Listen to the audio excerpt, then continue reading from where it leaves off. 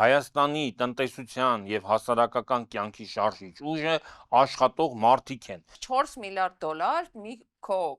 վարկագծով սենց աճատում ես, էլի։ Ոնց է անելու։ Բռնությունը շատ ժամ իշխանությունը պահելու գործիք է, բայց երբ որ նույնիսկ ամենալավ գործիքը սկսում ես չարաշահել, շատ օգտագործել, ինքը կոտրվում է։ Վարչապետ լինելու համար անգամ բարձրագույն կրթություն չի պետք։ Ովքեր կսկսեն քարոզել հօգուտ սահմանադրության, դրանք կամ Էրդողանի կամ Ալիևի աշխատողներն են լինելու։ 200,000 դոլար պարգևավճար ստանա, ընդ որում այս երկրորդ անգամ են ստանում։ Գիտակցումը այն բանի, որ գժությամբ երկիր եւ հասարակություն պահել անհնար է։ Իրանց ընտրողն էլ adekvat ընտրող է, էլի, արժեքներ է ընտրում, ոչ թե պոպուլիստների։ Այդ բանաձևի դուք համաձայն եք ազգակործական բացի։ Ոչ մի ֆիզիկական Ռեմբոն դառավ աշխարհակահաղական գիգ։ Այդ մարդը կապիտուլյանտ է, ինքը ձեռքները բարձրացրել, հանձնվել է։ Ես 7 տարի մնացել եմ նույն դասարանում։ Ողջույն եւ բարի գալուս հրապարակի YouTube-յան ալիք այսօր երկուշաբթի է, ամեն երկուշաբթի ես եւ Ավետիս Բաբաջանյանը այս տաղավարում քննարկում ենք ամենակարևոր քաղաքական իրադարձությունները։ Պիտի խնդրեմ հենց ամենասկզբից բաժանորդագրվեք, եթե դեռ ինչ-որ պատճառով դա չեք արել, եւ կարող եք մեզ մեկնաբանություններ գրել, մենք բոլորը կարդում ենք, անգամ արձագանքում ենք։ Եվ կարաք հավանեք։ Կարաք հավանեք, այո։ Եթե նույնիսկ չեք հավանում։ Լավ, ոնց կարող ես չհավանել մեր հետևորդները։ Գիտես, տենց ամառային իրավիճակը, բայց ուզում եմ մի քիչ լայն քննարկենք Հայաստանի Հանրապետության թանուր կարգավիճակը, իրավիճակը, իրադարձությունները։ Հիմա նայ, ինձ թվում էր, որ հնարավոր չի բոլոր առումներով ձախողվել։ Հա, այսինքն մարդ ոնց էլ լինի, ինչ որ միտեղ իր կյանքում հաջողում է, ինչ որ մի գործառույթում դրական ալնում, կամ լավ հայր է ալնում, կամ լավ մասնագետ է լինում, կամ լավ ընկեր է լինում, կամ լավ հարազատ է լինում, Սխալվում ես։ կամ լավ որդի է լինում։ Սխալվում ես։ Միտեղ։ Չէ, նայ, ես հասկանում եմ ում մասին ես Մի խոսում։ հոգու մասին չի խոսքը, մի ամբողջ խմբի մասին է, ոնց որ ասում ես Ավել Կարապետյանը փոքրիկ խմբակի մասին է խոսքը։ Բայց քանի որ դա պետք է անհատականացնենք, այսինքն մասնավորից գնանք ընդհանուրը, երբ որ մարդը ինքը լավ մարդ չի, որպես մարդ, լավ մարդ չի, ինքը չի կարող լավ հայր լինի, լավ պետության ղեկավար լինի, կամ լավ ընկեր լինի, լավ, չգիտեմ, թիմի առաջնորդ լինի, համաձայն ես։ Լավ քաղաքական գործիչ լինի, լավ բանակցող լինի, լավ, չգիտեմ, ղեկավար լինի։ Եթե մարդը ինքը մարդկային, չգիտեմ, հատկանիշները, այն մարդկային հատկանիշները, որոնք մենք ենք հասկանում, ազնիվ լինի, բարի լինի, կամեցող լինի, չար չլինի, չգիտեմ, ծահոքի լինի, բայց ես ուրիշ բանի մասին եմ այսօր ուզում մենք խոսենք։ Նայ, անցած անգամ դու անընդհատ փորձում էիր խոսակցությունը տանել այն ուղղությամբ, թե արդյոք Հայաստանը դատապարտված է, թե դատապարտված չի, մնալ Նիկոլ Փաշինյանի իշխանության տակ։ Ես հասկանում եմ, որ դու ուզում ես, որ ինչ որ դրական մեր հասարակությանը մենք ինչ որ դրական կամ այսպես ասած հուսադրող մեսիջ փոխանցենք, չէ՞։ Ոչ միայն ուզում եմ, ես անկեղծ դրան հավատում եմ։ Ես ուզում եմ մենք այսօր խոսենք դրա մասին, թե օրինակ տեսեք մեր հետևորդներն էլ են նայում, մենք էլ ենք նայում, տես ընդդիմության առաջնորդը, որ այսօր փաստացի դարձել է Սամվել Կարապետյանը, տես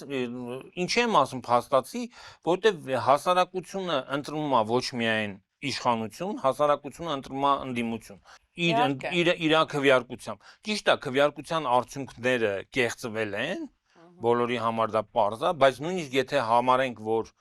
այդ արդյունքները արտացոլում են իրավիճակը, հա։ Միևնույնն է, ինչ որ չափով արտացոլում են իրավիճակը, պարզ է, որ այսօր քաղաքական ուժերից ամենաշատ հանրային աջակցությունը ունի ուժեղ Հայաստանը։ Հիմա երբ որ Սամվել Կարապետյանին մարդիկ հարցնում են, ասում են լավ, բայց երբ մենք պետքա այս մարդուց ազատվենք, ինքը ասում է ես սպասում եմ թրիգերին։ Արի այսօր քննարկենք, թե ինչ թրիգերի մասին է խոսքը, ոնց է այդ թրիգերը գալու կամ հասունանալու եւ որտեղից է ընդհանրապես գալու։ Ինչ միջոցներով։ Հիմա ես կարծում եմ, որ մի քանի թրիգերներ կան, որոնք կարան իշխանափոխության պատճառ լինեն առանձին վերցված եւ միասին, որտեվ դրանք կարան միաժամանակ լինեն։ Առաջի թրիգերը դա Հայաստանի սոցիալ-տնտեսական վիճակի վատթարացումն է։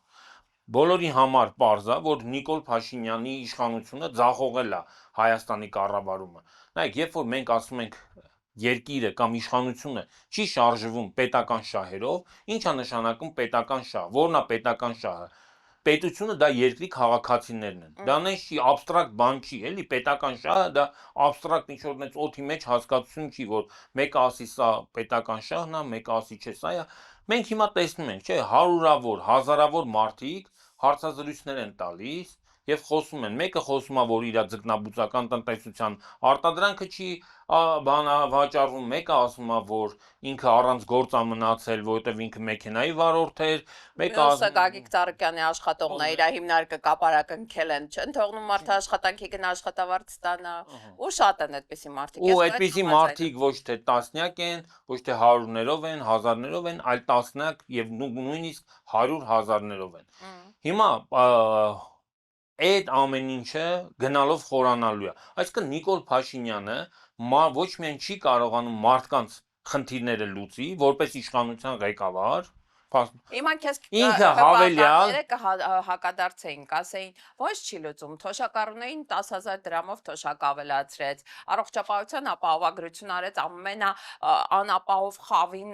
բուժվելու, չգիտեմ, վիրահատվելու հնարավորություն տվեց։ Արի անկեղծ լինենք, էլի, այս հակադարձմանը մենք կարող ենք պատասխանել։ Իհարկե, արդեն հիմա պարզ է, որ առողջապահական ապահովագրությունը ձախողված է։ Ձախողվածն ասում, փակել են, գիտես, չէ, կամ համավճարի են թողել, այսինքն կեսը պիտի մարդը վճարի, կեսը պետությունը, կամ առհասարակ ասում են հերթերն են քաշատ, ապա զիմոյ բրիխադի, էլի։ Դա ձախողում է։ Հա, փակված ծրագիր։ Ինչ վերաբերում է թոշակառուների թոշակը 10,000 դրամով ավելացնելու,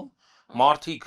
գիտակից մարդիկ, իսկ մարդկանց ճնշող մեծամասնությունը շարժվում է գիտակցությամբ, բանականությամբ, ոչ թե բնազդով, տեսնում է Խանութի ՀԴՄ կտրոնով, որ այդքան բան պնդում է Նիկոլ Փաշինյանը, որ վերցնեն։ Մարդիկ տեսնում են, որ ամեն ինչ թանկանում է։ Ամեն ինչ թանկանում։ Հետո Զարա ջան, թոշակառուները չեն Հայաստանի տնտեսության եւ հասարակության շարժիչ ուժը։ Հայաստանի տնտեսության եւ հասարակական կյանքի շարժիչ ուժը աշխատող մարդիկ են։ Եթե մարդիկ վճարող մարդիկ են։ Աշխատող, ասենք ասենք, աշխատող մարդիկ են։ Եթե գյուղացիները, ֆերմերները, բանվորները, գործարանները, գործարարները, վարորդները, բեռնափոխադրողները չեն աշխատում, այդ թոշակառուի ստացած 10,000 դրամը այսօր կարող է լինի, վաղը կարող է չլինի։ Ընդ որում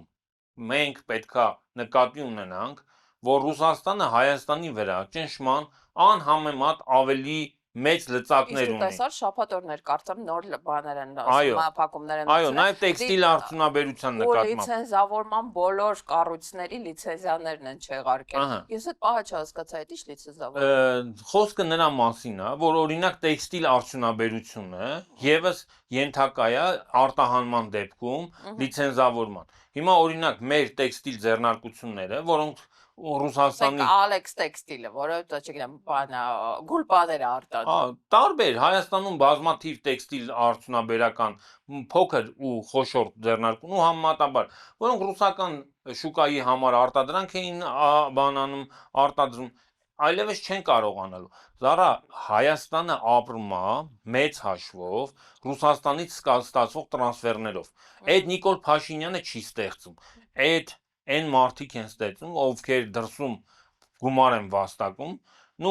իհարկե կան Եվրոպայում գումար վաստակողներ, կան Միացյալ Նահանգներում, բայց Հայաստան եկող գումարի 3 միլիարդ, չէ։ 3.9 միլիարդ,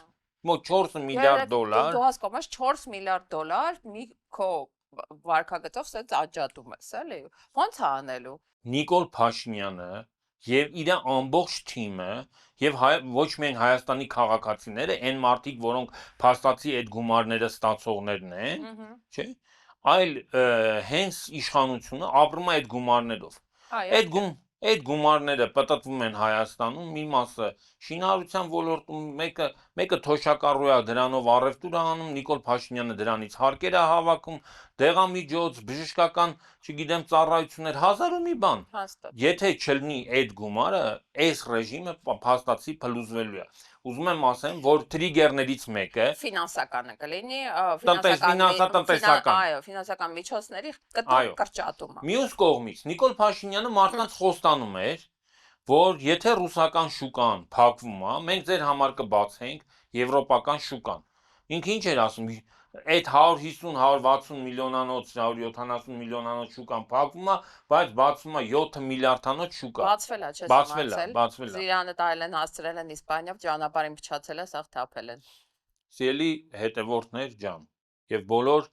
մտածող մարդիկ, բոլորի համար պարզ է, որ մեր կողք գտնվող Թուրքիան, որը Եվրամիության հետ ունի հսկայական սահման եւ Եվրամիության հետ աբան գյուղատնտեսական արտադրանքի, եթե Եվրամիության շուկան այտենց կարիք ունենար բանի, Թուրքիան այո, Թուրքիան ինքը իր արտադրանքը չէր ուղարկի Ռուսաստան։ Ռուսաստանում մեր ապրող մեր հայրենակիցները գիտեն, որ թե ինչքան քանակությամբ թուրքական ապրանք է վաճառվում ռուսական շուկայում։ Ինչի է վաճառվում։ Բայց թուրքերը ուղարկեն եվրոպական շուկա իրենց համար բաց է։ Այդ քո ասած տնտեսությունները, որոնք արտահանում էին Ռուսաստան, հա, դա ամեն դեպքում սահմանափակ քանակի մարդկանց ներգրավվածություն է ենթադրում, հա, կարող է, չգիտեմ, մի 100,000 մարդ է այդ ոլորտում աշխատում։ Այդ մարդիկ եթե սնունդի աղբյուր չունեն, ոնց որ Արցախը մի օրում երկու օրում լքեցին, այնց էլ Հայաստանը կլքեն, էլի կնստան ինքնաթիռները տարբեր ուղղություններով կծրվեն ու իրանց դժգոհությունը չի դառնա ժողովրդական դժգոհություն, հա, հանրային պահանջ չի ձևավորի։ Այդ մասը որպես լրացուցիչ դժգոհության առիթ կարա աշխատի, որ դու ասում ես համակցված կամ առանձին առանձին։ Բայց ինքը առանձին որպես այդպեսին տես տրիգեր չի կարա լինի։ Իհարկե, բայց խնդիրը ուրիշ բանի մասին է։ Մենք ասում ենք ոչ միայն 100,000 մարդ մնում է անգործ, երբ որ 100,000 մարդ կարա արտագաղթի։ Չի կարա արտագաղթի։ Զարա, այդ տրամաբանությամբ ընդհանրապես բոլոր մարդիկ Հայաստանում Նիկոլի ուզածն է դա, գիտես։ Իհարկե։ Որ տենց մնան 300,000 պետական աշխատողները, մեկ էլ հնդիկները։ Մեկ էլ հնդիկները, դե հա, հնդիկները ցածր աշխատավարձով ամեն ինչի Եվ ընտրություններին մասնակցելու իրավունք էլ չունեն։ Խելացի, այո։ Ինքը այդ դեպքում 300,000-ից 99% ձայն կհավաքի, խնդիր չի ունեն։ Պարզա որ Նիկոլ Փաշինյանի ուզած Հայաստանը դա այդ Հայաստանն է, բայց չի բացառվում, որ ինքը ամեն ինչ անում է հենց դրա համար։ Օրինակ, չգիտեմ, ինքնաթիռի տոմսերը ձրի դարձնի։ Ասի, եթե արտագաղթում եք, այլևս չեք վերադառնալու։ Չէ, օրինակ, դες մարդիկ ասում են, չէ, Ծառուկյանի ձեռնարկությունները փակում ասում են 20,000 մարդ կամ 10,000 մարդ, ախպեր ասում է, այս մարդիկ ինձ ձայն չեն տվել։ Եթե այս մարդիկ նույնիսկ վաղը սովից մեռնեն, իմ համար ինչ։ Մյուս անգամ էլ ձայն չեն տալու։ Մեկը այս անգամ ձայն չեն տվել, եթե ձայն չեն տվել, թող մեռնեն։ Խելաց, լավ մոտեցում է։ Ինձ թվում է ամենակարևորը դու թողում ես վերջում այդ քո ասած տրիգերներից, բայց ամեն դեպքում ամենակարևորը անվտանգային Ադրբեջան, Հայաստան, Հայաստան-Թուրքիա հարաբերություններն։ Դրան էլ կանրադառնանք, իհարկե։ Տեսել ես, որ ոնց որ Հիկմետ Հաջիևը հայտարարել է, որ կամ պիտի Սահմանադրական հարաքվեով Սահմանադրության մեջից այդ տարածքային պահանջները հանվի, գից անկախության հռչակագիր, կամ այլ մեթոդներով դրանք չեզոքացվի։ Ես ունում հասկանում եմ, ինչ այլ մեթոդներ։ Այ, հիմա այդ տրիգերներից վերջնական կգանք։ Ուրեմն մի կողմից հակառուսական քաղաքականությունը բերում է հսկայական տնտեսական խնդիրներ եւ սոցիալական լարում, մյուս կողմից հասարակությունը համոզվում է, որ այսպես կոչված դիվերսիֆիկացումը չի աշխատում։ Այսինքն մարդիկ համոզում են, որ Նիկոլ Փաշինյանը, նույնիսկ այն մարդիկ, ովքեր ինչ որ ձևի հավատում էին իրան, իբր այսպես ասած այդ եվրոպական երազանքին էին համարում, այդ մարդիկ համարում են, որ բանը Նիկոլ Փաշինյանը ձախողակ քաղաքականություն է վարում։ Այն ասած ամեն ինչ վարի է տալ։ Ամեն ինչ վարի է տալ։ Հիմա գանք երկրորդ տրիգերին։ Դա Ադրբեջանին եւ Թուրքիային անընդհատ զիջելու քաղաքականությունն է։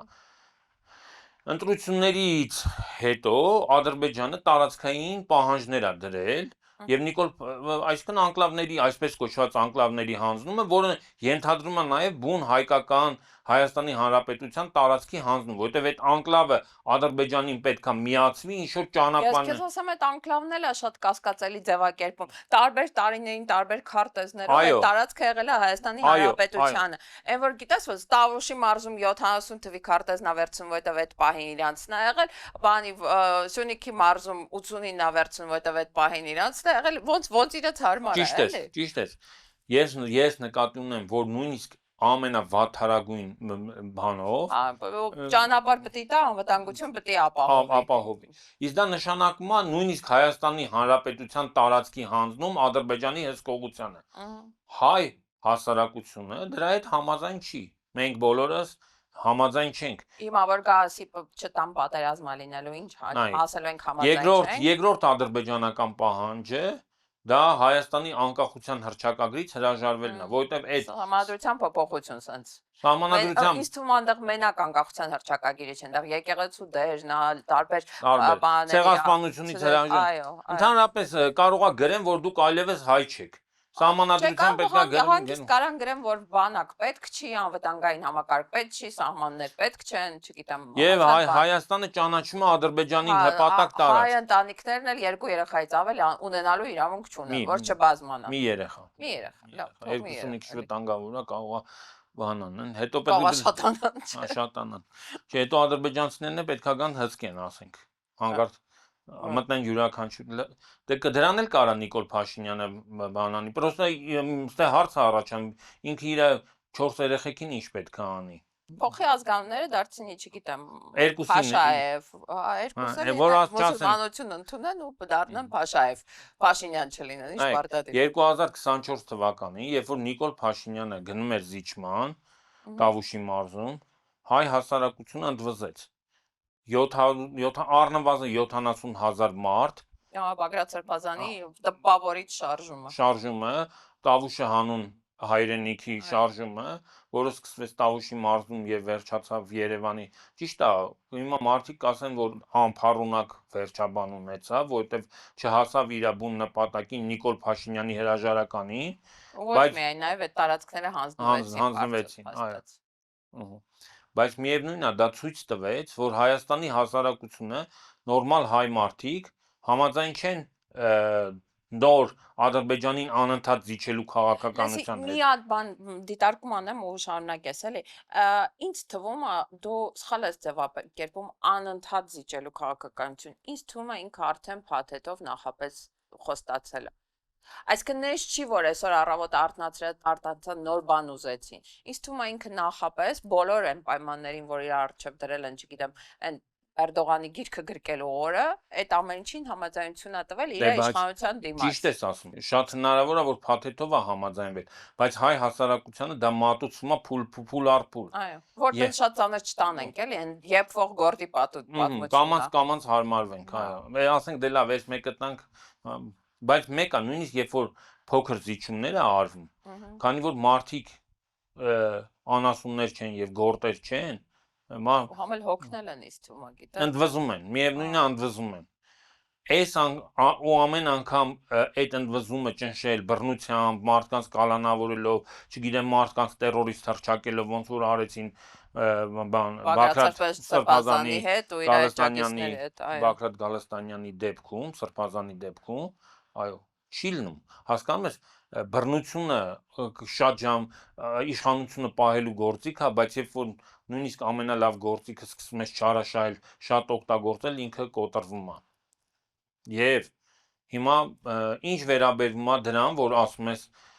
Հիկմետ Հաջիևը ասել է, որ կամ պետքա սահմանադրությունը փոխվի, չէ՞։ Կամ այլ մեթոդներով այդ պահանջը վերացվի բանից։ Այլ մեթոդը ո՞րն է։ Ասենք օրինակ ադրբեջանցիները պահանջեն, որ բոլոր հայերը Հայաստանի Հանրապետության քաղաքացիները շնչի վրա երթվեն կամ թուղթ ստորագրեն, որ մենք այսինչ անզման տենց գրեն, որ մի հատ բան, որ մենք հրաժարվում ենք Արցախից։ Այն հիշում ես պատմության դասերից, էլի տատս էր պատմում, ասում էր թուրքի թրի տակով չի անցել։ Հիմա մենք թուրքի թրի տակով ենք։ Իրանք դա կոչվում է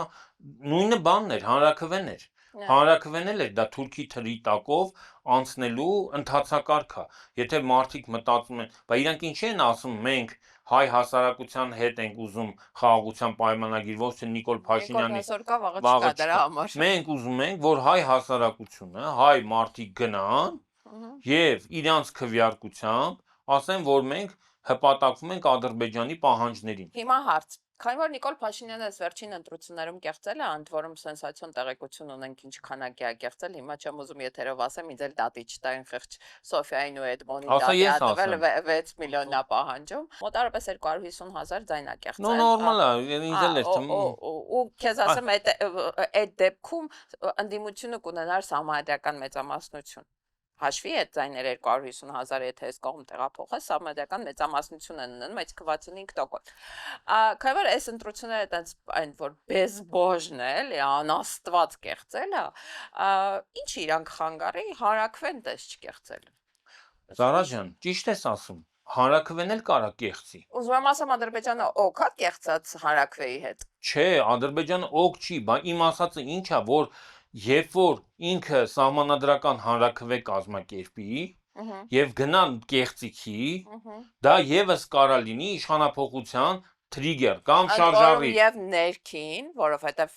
հասարակություն չի համակերպվի, որ իր անունից համադրություն են փոխել անկախության հռչակագիրն հանել, եւ արտաքին, որովհետեւ Ադրբեջանը չի համակերպվի, որ կեղծված հանրաքվեով համադրական պահանջները հանվել են։ Լսի, Ադրբեջանը կարա եւ համակերպվի, ասի հիմի դե Նիկոլ Փաշինյանը, չէ, Նիկոլ Փաշինյանը, եթե կարում է հայ ժողովրդին կոդրի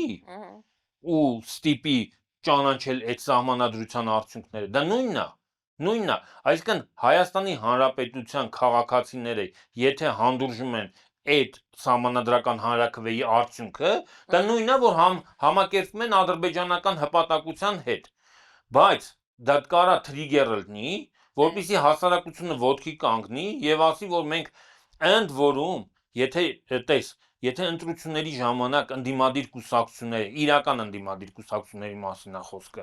չմիավորվեցին եւ մեկ միասնական ճակատով չգնացին, որովհետեւ կա անձնական խնդիր, չէ, ամբիցիաներ։ Այդ ձայների մարդ կա, որ ասենք, չգիտեմ, եթե մեկի հետ միանա, իր ձայները պակասում են, բայց այդ խնդիրը, բայց հանրաքվեն չէ, այո, ոչ, ընդհանրապես երկու տող է, էլի, տարբերակները շատ չեն։ Հանրաքվեի դեպքում շատ բարձ կլինի, ով է իրական ընդդիմադիրը, ովքեր կմիավորվեն այդ ոչի, այսպես ասած,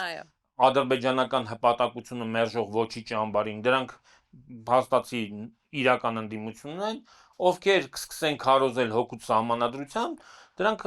կամ Էրդողանի կամ Ալիևի աշխատողներն են լինելու։ Եվ հասարակությունը բացահայտ տեսնելու է։ Հիմա նայ, Այդ էլ երկրորդ trigger-ը։ Երրորդն էլ կա, դրան էլ կանրադառնանք ասա։ Ասա երրորդը։ Չէ, ասա, դու ասա։ Քո ասածները շատ տրամաբանական են ու ես լինեմ Նիկոլ Փաշինյանի տեղը, բոլոր այդ հարցերը կփորձեմ չեզոքացնել։ Օրինակ, տնտեսականը կփորձեմ ռուսների հետ պայմանավորվել, այն ինչ որ ինքը արդեն մի անգամ արեց, հիշում ես, Եկատերինբուրգ Միշուստին հանդիպում եւ այլն։ Հա, դե ասենց վերջին փորձը չէր, էլի, ասենք կրկին փորձի տարբերակով։ Չգիտեմ, սոցիալական մնացած դժգոհությունները ներքին եվրոպացիներից պարտք, փող, չգիտեմ, վարկ, հարկ, ես ինչ վերցնելու շրջանակներում կան եւ երրորդ ամենակարևորը, որը իր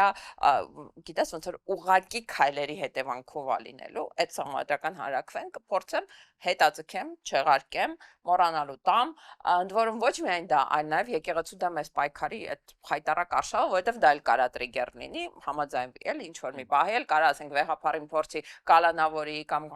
էջմիածնից հանի, կարող է դա էլ տրիգեր լինի։ Մարդը թե հիմա խելք ունի, ինքն էլ գիտի, որ այս ընտրությունները ինչ տարբերակով է հաղթել է լուրջ ճակերտների մեջ։ Ինչի պետք է գնա մոտ ամիսներին, հա,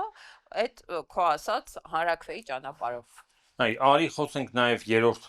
իշխանապողության երրորդ trigger-ի մասին, դրդապատճառի մասին եւ դրանից հետո անդրադառնանք այդ քո ասածի։ Նայեք, երրորդ trigger-ը կարա լինի Նիկոլ Փաշինյանի արտաքին հենարանի թուլացումը կամ ոչնչացումը։ Էրդողանը մեռնի։ Չէ, իրականում Նիկոլ Փաշինյանի արտաքին աջակցությունը, ֆորմալ աջակցությունը, դա արևմուտքն է։ Բրյուսելն է, Եվրամիությունն է, որը այտենց ամեն կերպ պաշտպանում է Նիկոլ Փաշինյանի իշխանությանը։ Հիմա Բրյուսելը ինքը խայտարակ Եվրամիությունը ինքը խայտարակ ծանր խնդիրների առաջականգնած ու խառնա առհասարակ։ ու խառնահարհարցարակ տնտեսական խնդիրներ, նավթն ու գազը թանկանում են, 28 թվին Ռուսաստանի հետ պատերազմի ծրագիր են ընդունում, գիտես դրա մասին։ դե 28-30 տարբեր թվականներ են ասում, բայց 27 թվականին Եվրամիության հիմնական երկրներում Ֆրանսիայում, Գերմանիայում Իշխանապողություն ա լինելու, այո։ ընտրություններ են լինելու Եվ երաշխավորված իշխանապողությամբ այս կուսակցությունները, որոնք այս պահին իշխանության են, ամենախայտարակ Նիկոլ Փաշինյանի նման խայտարակ ցածր ռեյտինգ ունեն, նույնիսկ Նիկոլ Փաշինյանից ավելի խայտարակ, որովհետև Եվրոպայում վարչական ռեսուրսը տենց չի աշխատում եւ բանը Մակրոնն էլ քրեակրիմինալ ռեսուրսը չի կարա Նիկոլ Փաշինյանի նման օգտագործի։ իրավապահ մարմիններն էլ տես չեն ենթարկվում իրանց Ինչ կարա տեղի ունենա։ Կարա այս լիբերալ ֆաշիստական ռեժիմները Եվրոպայում տապալվեն եւ ըստ ամենայնի օրինակ Գերմանիայում ամենամեծ բանը հեղինակությունը ունի այլընտրանք Գերմանիայի համար շարժումը, որը աճ կուսակցությունն է եւ որը Ռուսաստանի հետ հարաբերությունները կարգավորելու եւ ընդհանրապես այդ լիբերալ ֆաշիզմը հրաժարվելու քաղաքականությունն է վարում Ֆրանսիայում նույնպես աճերն են Մարի Լեպենի գլխավորությամբ այդպես ասած իրանց վեկտորը արտաքինից էքսպանսիայից փոխվելու է ներքին իրանք սկսելու են զբաղվել իրանց ներքին խնդիրներով եւ նենց հակառուսական ռեժիմ ոնց որ Նիկոլ Փաշինյանի ռեժիմն է որին իրանք ուղակի օգտագործում են Ռուսաստանի դեմ այտենց մանր կեղտոտություններ անելու համար կարող է տենց այդ գործիքը էլ պետք չլինի էլի ասեն ախպեր զզվում են քեզանից մի խոսքով նորմալ մարդ գա ասենք Ֆրանսիայում իշխանության ոչ թե ասենք Մակրոնի նման թափթփուկը ու ասենք ասի ախպեր զզվում եմ էլի ասենք քո գոյությունը հիմի դու կարող չի զզվում ասում գնա քո կյանքով մենք քո գոյությունը մեզ այլևս պետք չի չեն գալու Աբովյան փողոցի վրա սելֆի անենք քո հետ մոռաց երբ որ եվրոպական երկրներում կան նորմալ մարդիկ adekvat մարդիկ էլ Կայա Կալասի կամ ասենք Ուրսուլա ֆոն դեր Լայնի նման գժերն էլ պետք չեն լինելու Եվրամիությանը բայց շիզոն մարտակոս են ջեմե փողը հա դե ուզում եմ ասեմ այս գժերի գոյությունը եւս կվերանա եւ այդ գժերի տեղական գործիքների գոյությունը անհրաժեշտությունը կվերանա իսկ դա շատ հավանական է շատ ըստ էության Եվրոպայում տեղի ունենում գիտակցումը այն բանի որ գժությամբ երկիր եւ հասարակություն պահել անհնար է իրանց ընտրողն էլ adekvat ընտրող է էլի արժեքներ է ընտրում ոչ թե պոպուլիստների հիմա վերադառնանք այդ քո ասածին թե ինչի արդյոք Նիկոլ Փաշինյանը չի տեսնում այդ ամեն ինչը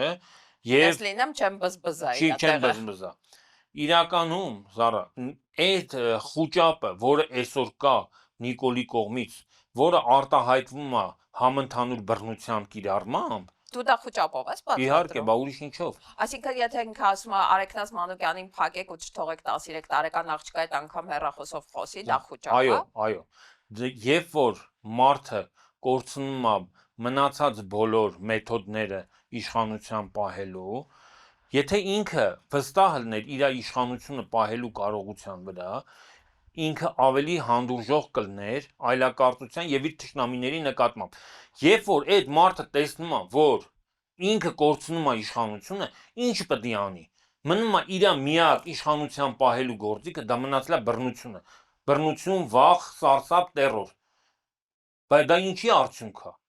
ինչի օրինակ ինքը ես էլ կասեի 18 թվականին չէր գնում անբաժանելիության որ ինքը ընտրություն կեղծեց մարսեց որ ինքը Սամվել Կարապետյան փակեց 1.5 տարի մարսեց որ կարողացավ Բագրատ Սրբազանին Արշակ Սրբազանին ու Միքայել Սրբազանին մի խցում տեղավորի ու մարսի դրա արդյունքա ինչի 18 կամ 21 թվականին նման բաներ չեր անում որովհետև այն ժամանակ ինքը իշխանությունը կորցնելու վախ չուներ հիմա իրան պետք եթե ինքը հնարավորություն ունենա ես մեր տաղավարում էլի եմ ասել ուղղակի տենց այդքան տարածք չկա ինքը 5-600,000 մարդ կփակի հասկանում ես դա թուլության նշան է իշխանությունը պահելու այլ մեթոդ չկա քան բռնությունը չկա ուղղակի չկա Այսինքն դու չես կարծում, որ ինքը տենց ուղղակի բաներից դուրս է եկել, էլի, կարմիր բոլոր գծերից դուրս է եկել ու դա դրա արդյունքն է։ Հա, բայց նույն բանն ենք խոսում։ Բացատրում ես վախով, էլի։ Չես կարծում, որ դա իր ինքնավստահության, անպատժելիության, չգիտեմ, իր այդ համակարգի ծառայամտության արդյունք է, չէ՞։ Զարա, Չէ, հարց եմ տալիս, ես չեմ բանանում, Չէ, իհարկե ոչ, որովհետև ինքնավստահ մարդը գժություն չի անի, չի հարձակվի, անմեղ մարդկանց չի կալանավորի, չգիտեմ, անպաշտպան մարդկանց չի կալանավորի, իմաստը չկա։ Երբ որ դու քեզ ուժեղ ես զգում, դու քո քաղաքական ընդդիմադիրներին անմեղ տեղ չես կալանավորում։ Օրինակ Ծառուկյանին, որը ոչ մի ձև չի անցել ազգային ժողով, կալանավորելու իմաստը ո՞րն է։ Կբացատրես ինձ։ Բացի վախի մթնոլորտը։ Դե ուրիշ բան չկա, ինչքան հնարավոր է շատ մարդ կալանավորել, ինչքան հնարավոր է շատ մարդ պահել կալանքի տակ։ Նորից եմ ասում, Ինչքան կարա աշխատի այդ մեխանիզմը։ Օրինակ մի հատ խելոք մարդ տենոր ինձ ասում էր 5 տարի կծքի սենց։ Կծքի 5 տարի սենց։ Զարա, ամեն ինչ կախված է նրանից, թե այդ մեր ասած տրիգերները բոլորը միաժամանակ կամ առանձին ոնց կօգտագործվեն ընդդիմության առաջնորդների կողմից։ Շատ պարզ է։ Հիմա օրինակ դու պատկերացրա, մի հատ պատկերացնենք մի իրավիճակ։ 2027 թվականին, ասենք սրանից մի 6-7 ամիս հետո ընդամենը, 8 ամիս հետո Ֆրանսիայի դեպքում գարնանն է ընտրությունը։ Եվրոպայում մի հատ ուրիշ իրավիճակ է ստեղծվում, հասկանում ես, քաղաքական իրավիճակ։ Ու Նիկոլ Փաշինյանն էլ հանրաքվեի է դնում ադրբեջանական հպատակության սահմանադրությունը։ Ու հայ ժողովուրդը ընդվզում է։ Եթե նա այդ ժամանակ չունենա արտաքին հովանավոր եւ արտաքին աջակցություն կեղծիք իրականացնելու համար, Հայաստանում տեղի է ունենալու միանշանակ իշխանության փոփոխություն։ Միանշանակ, դեռ ուղղակի կասկած չկա։ Տնտեսական խնդիրներով Մենք չենք համարում, որ Էրդողանը կարա լինի բավարար արտաքին աջակցություն։ Էրդողանը կարա մի դեպքում լինի բավարար աջակցություն, երբ որ հայ ժողովուրդը դուրս գա փողոց, ու Էրդողանը կամ Ալիևը զորք մտցնեն Հայաստան եւ ճնշեն Հայաստանի ժողովրդի ըմբոստությունը։ Դա Դեպքում ես Նիկոլի տեղն ունեմ գիշերը նույնիսկ չեմ բարկի քնելու։ Չէ, դա չի կարա լինի մի պատճառով, որտեվ Հայաստանում հələ որ կա ռուսական ռազմական բազա։ Եթե մինչև այդ քո ասած պահը ռուսական ռազմական բազան հանվի Հայաստանից, ուրեմն շատ հնարավոր է, որ թուրքական կամ ադրբեջանական զորքը մտնի Երևան ու Նիկոլ Փաշինյանին պաշտպանի։ Ընդ որում ես քեզ ասեմ, դու մի մտածի, որ աշխարհում քիչ են եղել այտենց դեպքեր։ Շատ։ Լսի, վերջերս Բահրեյնը ինչով է հետաքրքիր պետություն, որ այդ երկրում բնակչության մեծամասնությունը շիաներ են, իսկ կառավարող էլիտան սուննիներ են։ Շիա մեծամասնությունը ընդվզեց իր իշխանության դեմ, սուննիների դեմ, եւ Սաուդյան Արաբիան, որը նույնպես սուննիական պետություն է, զորք մտցրեց եւ այսպես ասած իրանց բարեկամ կրոնակից հավատակից բանի իշխանություն ԵԱՏՄ-ի շրջանակներում ա եղել, հիշում ես, որ Տոկաևի կարծրականի զորք մտցրեցին։ Իհարկե, դա հնարավոր է։ Շատ ա լինում, շատ աշխարհում բազմաթիվ այտենց դեպքեր կան, երբ որ մի պետությունը մյուս պետության տարածք զորք ա մտցնում եւ պաշտպանում է այդ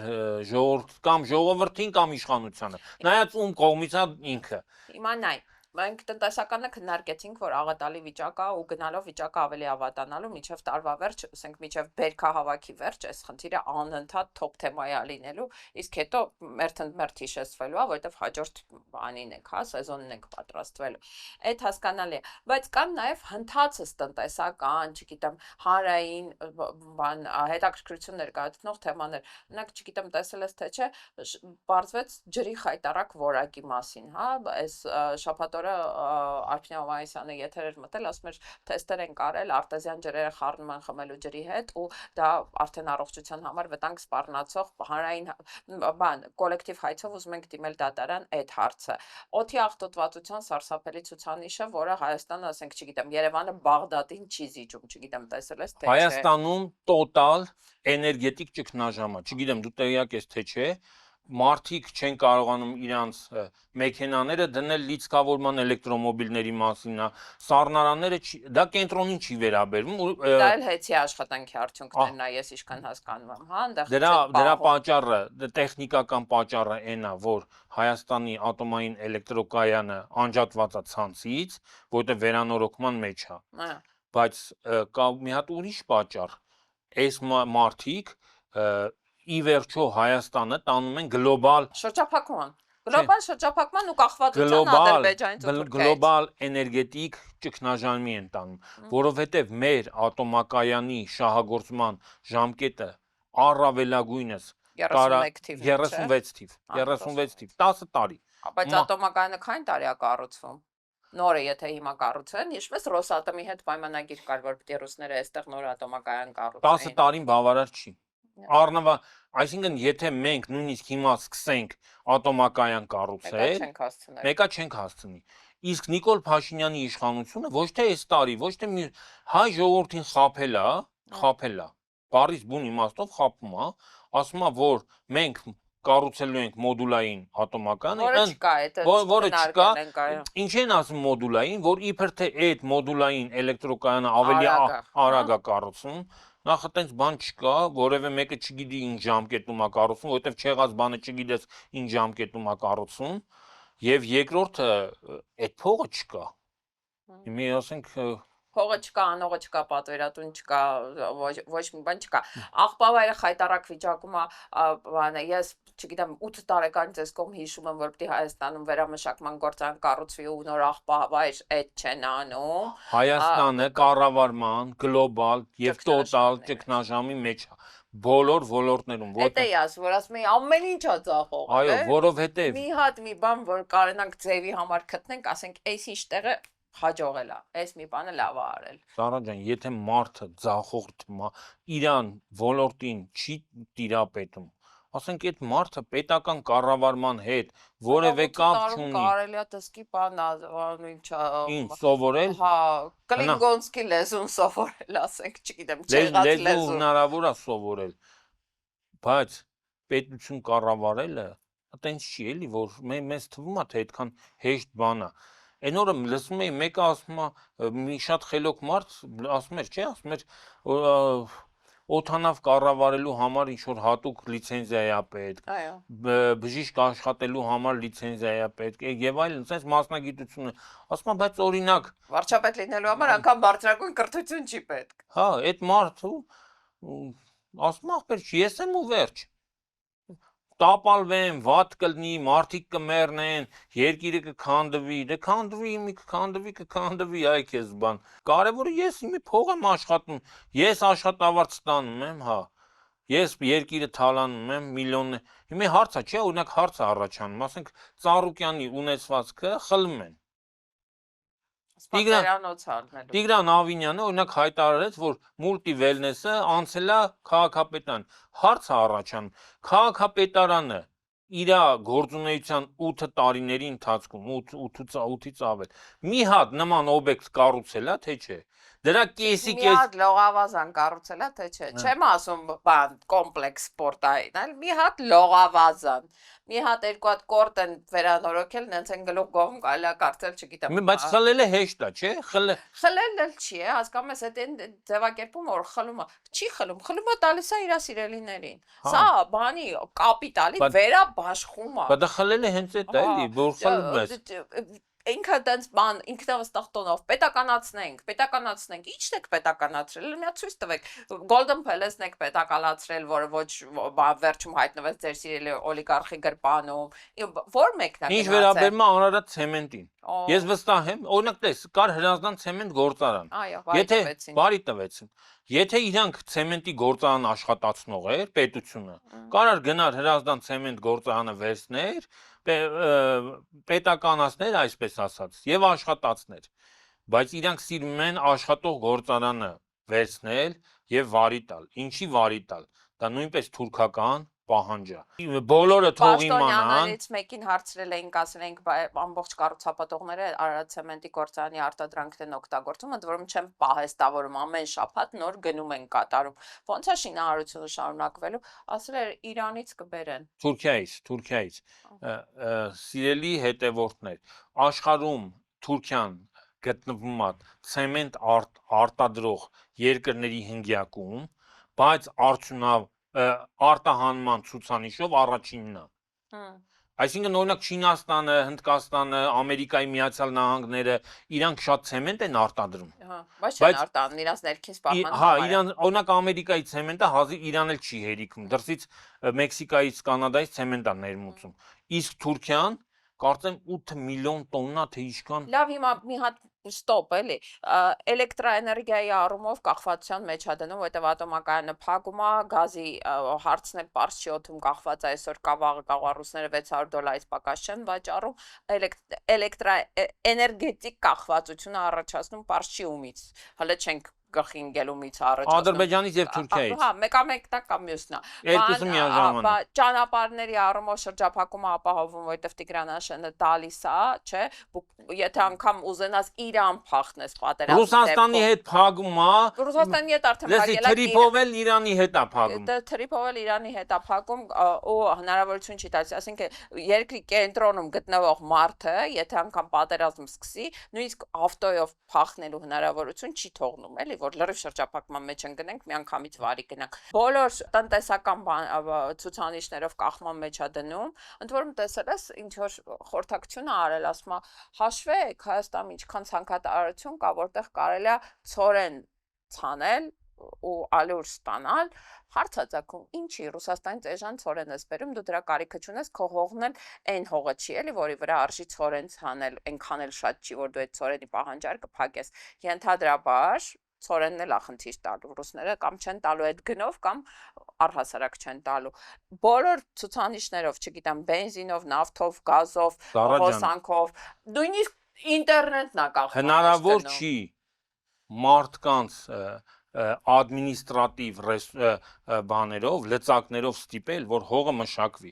Ինչի համար եմ դա ասում։ Որովհետև եթե այդ հողը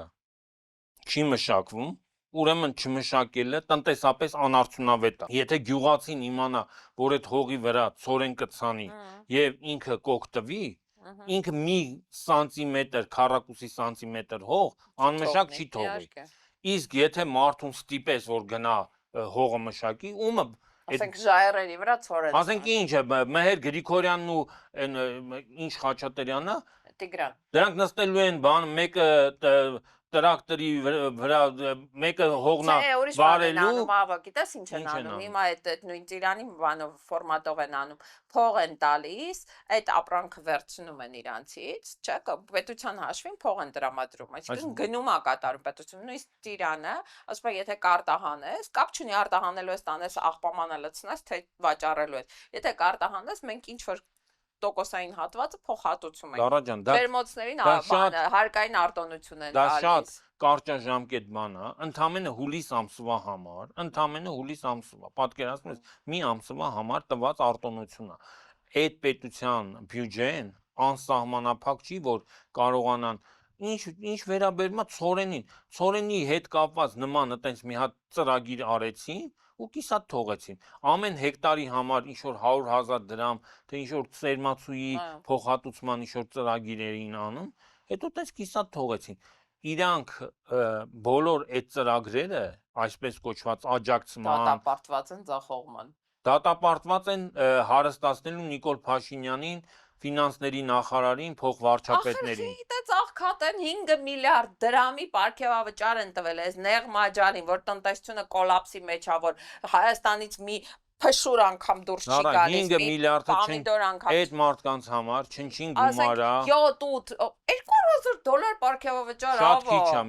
200,000 նախարար 200 միլիոն է պետք։ 200,000 դոլար պարգևավճար ստանա, ընդ որում այս երկրորդ անգամ են ստանում։ Հիշում ես, այնտեղ անգամ շատ քիչ է։ Անունը դրել էին պիլոտային ծրագիր, հիմա Շատ քիչ երկրորդն է, 200,000-ը քիչ է, շատ քիչ։ Իրանց ախորժակը միլիոնավոր դոլարների Բայց հավատամ, ես հասկանում եմ բյուջեն լիքը լինի, փողը լինի, չգիտեմ, ավելցուկ լինի, դու վերցնես այդ պարգևավճարը բաժանես քո թիմին հավատարմությունը, չգիտեմ, կուր լինելը ապահովելու համար, բայց երբ որ դու գիտես, որ վաղը մյուս օրը խնդիր ես ունենալու, անգամ թոշակառուի թոշակը փոխանցելու հարցում, վաղը մյուս օրը խնդիր ես ունենալու, չգիտեմ, նախարարության են ինչա կոչվում, առաջի կարգի մասնագետի 80-100,000 դրամը փոխանցելու հարցում, դու ո՞նց ես $200,000 պրեմիա տալիս, պարգևավճար տալիս, կարաս այդ բացատրել։ Լավ, գոնե 3 ամսվա կտրվածքով այդ մարդը պլանավորում ունի, թե չէ։ Հիմա այդ թոշակառուն կստանա, թե չի ստանա, դա այնքան էլ այտենց բան չի, էլի, կամ այդ թոշակառուի թոշակը մի ձև կարող է եւ վճարեն, հասկանում ես, այդ թոշակը, երբ որ ինքը վճարում է, դրա մեծ մասը հետ է գնում նորից պետական բյուջե։ Այդ թոշակառուն sense tenants այնքան քիչ են ակնհայտ է, չէ՞ որ չի լինելու, այդ թոշակի փողներ չի լինելու։ Եթե հիմա առողջապահության ապահովագրության փողը չկա, չեմ կարծում որ դա շատ մեծ գումարների մասին է խոսք գնում, էլի չկա։ Չեն անում։ Էլի մարդկանցից են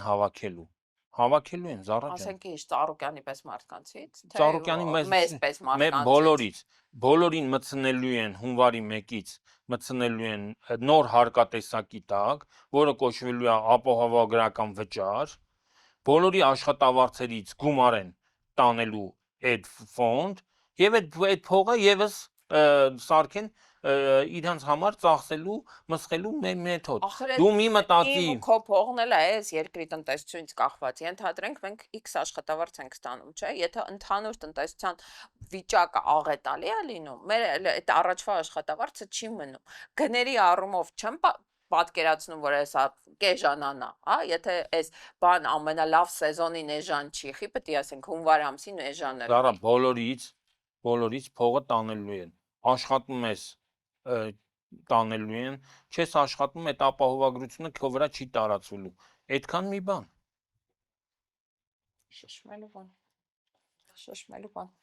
Շշմելու բան չկա։ Բոլոր իսկ դժգոհությունը ճնշվելու է։ Հիշում ես դու մի անգամ ինձ sense մի հատ բան ասացիր այս հաղորդման մեջ։ Ասում էիր բռնապետությունը հաստատելու համար ինքը ֆինանսատնտեսական ռեսուրս չունի։ Այո։ Ես այդ ժամանակ չուզեցա, հիմա շատ այտենց խորացված ասեի իմ պատկերացումը։ Բռնապետությունները միշտ լինում են աղքատ երկրներում։ Հարուստ երկրներում ռեժիմները ավելի լիբերալ են լինում, ավելի Ես այդ համաձայն չեմ։ Ու կարամ դաժե բացատրեմ, վերջացրու։ Հիմա ես իմ կարծիքը ասեմ։ Երբ է բռնապետություն հաստատվում Զարա պետության մեջ, երբ որ ռեսուրսը փողը սահմանափակ է եւ դրա նկատմամբ բոլոր հասանելիություն ունեն քչերը, իշխանության վերնախավը հաստատում է բռնություն, իրականացնում է բռնություն, որպիսի այդ քիչ փողը հասնի իրան ու իրան նեղ շրջապատին, իսկ այն սովածները ստիպված լինեն համակերպեն իրանց աղքատ եւ ընչազուրկ վիճակին։ Երբ որ հասարակությունը հարուստ է եւ մարդկանց փորը կուշտ է, բազային կարիքները ապահոված են, այդ մարդը իշխանության նկատմամբ պահանջները քիչ են։ Իշխանությունն էլ այդ մարդկան ոչ, քիչ է։ Լսի, եթե մարդը սոված չի, հակնելու խնդիր չունի, մեքենայի տան խնդիր չունի։ Ազատություններ է ուզում, անվտանգություն է ուզում, խոսքի ազատություն է ուզում, չգիտեմ, արդարադատություն է ուզում, լիբերալ արժեքներ է ուզում։ Ինքը հասարակություն, իշխանությունը այդ դեպքում իրան թույլ է տալիս շատ խոսել, շատ ավելի ազատ գործել։ Եթե դու նայես համաշխարհային փորձը նույնիսկ ժողովրդավարական երկրները հիմնականում տնտեսապես ապահոված տեղերում են։ Հակառակը պատճառը հետևնքային կապը հասկանում ես։ Հիմա նայ, եթե դու ուզում ես, որ քո տնտեսության շնորհիվ պետությունը ծաղկի, հա, ուզում ես քո ֆինանսական միջոցները լինեն տնտեսության արտադրանքը, դու բաց ես թողնում այդ տնտեսությունը։ Այսինքն, բանի սեփականության իրավունք ես հարգում, որովհետև հակառակ դեպքում ոչ մի գործարար չի բերի քո երկրում բիզնես չի դնի։ Դու արդարադատության համակարգ ես ապահովում, որովհետև հակառակ դեպքում նորմալ տնտեսություն, նորմալ բիզնես քո երկրում գոյություն չի ունենա, բայց երբ որ դու ունես պայմանական նավթի աղբյուր, որի ծորակը մի տեղից է բացվում ու որի մուտքը դու մենակ բանալին դու ունես, քեզ շատ հեշտ է այդտեղից փողը վերցնել, քո ռեպրեսիվ համակարգ ամբողջությամբ ապահովել, իրավաբանների միջոցով, ոստիկանների միջոցով, չգիտեմ, դատական համակարգի կզած, չոքած, պատերի տակ վնգստացող լինելու միջոցով ու այդ ամբողջ պետությունը կառավարել այդ քո ունեցած ռեսուրսներից, քո նավթից ստացած փողով, քեզ էլ տնտեսություն որպես այդպեսին պետք չի, քո նավթը փակում է, այն բազային ծախսերը հիմի մեր վեճը ծարավա, թե ինչ է, քեզ ասոբը չի հետաքրքրում։ Մի 2 կոպեկ թոշակը գցես դեմը, շատ ուրախ կլինի, կգնա բանը բարելով քեզ կընտրի։ Բայց քո ասած այդ բան տնտեսությունները, հզոր տնտեսություն ունեցող պետությունները, այո, լիբերալ են, որովհետև իրանց պատվիրատուն բիզնեսն է, գործարարն է, ոչ թե բանն է, ծորակն է, որտեղից իրանք փող են վերցնում, այլ այդ բիզնեսի հարկերն են, որը վաղը մյուսօր չի վճարի։ մեր վեճը Հիմա մենք ծորակ չունենք, դա մեր վեճը է դա։ Մեր վեճը հանգում է նրան, ինչը որ այսպես կոչված Կարլ Մարքսը ասում էր այդ բանի կապիտալիզմի ու սոցիալիզմի վեճն է։ Բանականությունն է որոշում կեցությունը, գիտակցությունն է որոշում կեցությունը, թե կեցությունն է որոշում բանական գիտակցությունը։ Կարլ Մարքսը, ես ինձ համարում եմ սոցիալիստ, բանով էլի, Մարքսը համարում էր, որ կեցությունն է որոշում գիտակցությունը։ Այսինքն, երբ որ մարդու կեցության պայմանները լավանում են, նրա գիտակցությունը փոխվում է։ Կապիտալիստական հասարակությունը համարում է, որ ընդհակառակը մարդու գիտակցությունն է, որը փոխում է իր կեցությունը։ Իհարկե։ Դու ասում ես, որ հիմա ես չեմ ուզում, որ մենք մտնենք այդ թեորիայի մեջ հավնա ձվից առաջացել, թե ձունա հավից առաջացել։ Նիկոլը տեղ չունի փող վերցնելու, դու դրա հետ համաձայն ես։ Նիկոլը ռեպրեսիվ մեխանիզմին 5 միլիարդ պարգևավճարի էլ տեղ չունի։ Ունի։ Դա հայ ժողովրդին կթուկով օգտագործելն է։ Հայ ժողովուրդն էլ քո պատկերացմամբ տենց Աբրամովիչներ են, հա, միլիարդատերեր են, որ հավերժ կարան մուծվեն։ Այո, հնարավոր է մարդկանց անընդհատ կթել բռնության միջոցով, բայց եթե դու ունես, եթե դու վերացնես բոլոր դիմադրության օջախները, հիմա այդ դիմադրության օջախները կա, հասարակությունը ինքը այտենց վերջնականապես դիմադրությունը ոչնչացված չի։ Մենք մեր խոսակցությունը ինչից սկսեցինք, որ Հայաստանում իշխանափոխության համար անհրաժեշտ բոլոր պայմանները կան եւ դրանք գնալով հասունանում են, մեծանում են։ Տես օրինակ մի հատ էլ բան ասեմ։ Մարդկանց ասում են մանդատները վերցնել չվերցնելու հարցը, չէ՞։ Հիմա շատերը դատապարտում են այդ մանդատ վերցնելու, չէ՞։ Ես ուզում եմ մի հատ դատապարտում են, ախպեր ասում են գնալու են ժամավաճառությամբ զբաղվեն, բոքսի տանձիկ։ Բռնապետության պայմաններում Նիկոլ Փաշինյանը օրինակ կարա շատ կուզենար, որ ընդհանրապես որևէ մեկը մանդատ չվերցներ։ Հիմա ես ես հարց եմ տալի։ Գագիկ Ծառուկյանը եւ իր 5 падգամավորներին Նիկոլ Փաշինյանը չթողեց ման։ Հիմա ստացվում է Նիկոլ Փաշինյանը Գագիկ Ծառուկյանին օգնեց, որ ինքը բոքսի տանձիկ չլինի։ Փրկեց բոքսի բանին, Անդրանիկ Թևանյանին եւ մնացած այդ ցուցակի հաջորդ 5 մարդկանց, 3 մարդկանց, առաջինը Գագիկ Ծառու, ինչի, որովհետեւ եթե Նիկոլ Փաշինյանին նով լինի, ինքը այն մնացած բոլորին պետք է նստի բանդ։ Այ կարող է եւ նստի։ Իմանայ Քոչարյանի նստելու անոնսը տվելը, բայց Ծառուկյանը նստելու անոնսը տվել էր իրականացրեց, Նարեկի վրա քրեական գործ են հարուցել, պարզ չի գնացի։ Իշխան Սաղաթելյանի վրա